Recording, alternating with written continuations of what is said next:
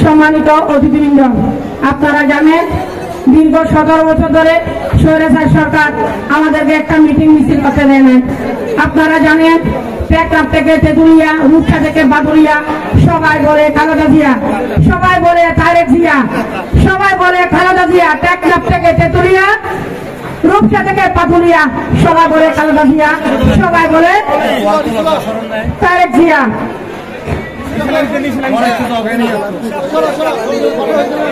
প্রিয় ভাই ও বোনেরা, আপনারা জানেন আমাদের নেতা কর্মী সমর্থকদের উপর মামলা, হামলা, হত্যা, রাহাজানি, গুম, খুন ইত্যাদি নির্যাতন, নিপীড়ন চালিয়েছে। তার প্রমাণ আমাদের প্রাণ প্রিয় নেতা, উন্নয়নের কান্ডারি, সকল যোগাযোগ প্রতিমন্ত্রী সালাউদ্দিন আহমদ এমপি, মন্ত্রী সালাউদ্দিন আহমদ ভাইকে হত্যার উদ্দেশ্যে গুম করে দিয়ে দিয়েছিল। যাবতীয় নির্যাতন করে ভারত নিয়ে হাত পা বাঁধা অবস্থায় ফেলে দিয়েছিল। আর সে সিলেটের ইলিয়াস আলীকে গুম করে ফেলেছে, মানুষকে গুম করে ফেলেছে। আমাদের নেতা কর্মীকে কোনো হদিস নাই। আপনারা প্রিয় নেতা জালালউদ্দিন কাদের চৌধুরীকে বিনা দোষে ফাঁসি দেওয়া হয়েছে। প্রিয় ভাই ও বোনেরা, স্বৈরাচার হাসিনাকে হাসিনা ছিল এক নেতার এক দেশ, বঙ্গবন্ধু বাংলাদেশ। এটা হতে দেব না ইনশাআল্লাহ।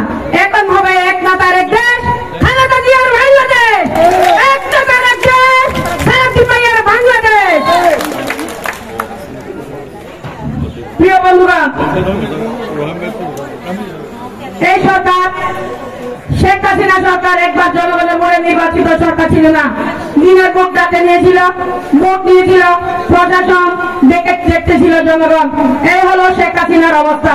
স্বৈরাচার শেখ হাসিনার অপরাধের কারণে বিশ্বের ইতিহাসের কলঙ্কের মুছে নিয়ে আর কোনো দলিল নেই। 17 বছর ক্ষমতা থাকার অবস্থায় 45 মিনিটের মধ্যে ওনাকে পদত্যাগ করে চলে যেতে হচ্ছে। এই হলো শেখ হাসিনার কর্মকাণ্ড। আমি আমার মা বোনদের উদ্দেশ্যে একটা কথা বলি, সামনে আমাদের জাতীয় নির্বাচন, আমাদের এখানে সালাউদ্দিন ভাই প্রার্থী হবে। আপনারা সবাই দানশীকে ভোট দেবেন, আপনারা সবাই সালাউদ্দিন ভাইকে দেখবেন, হাসিনা ভোটকে দেখবেন।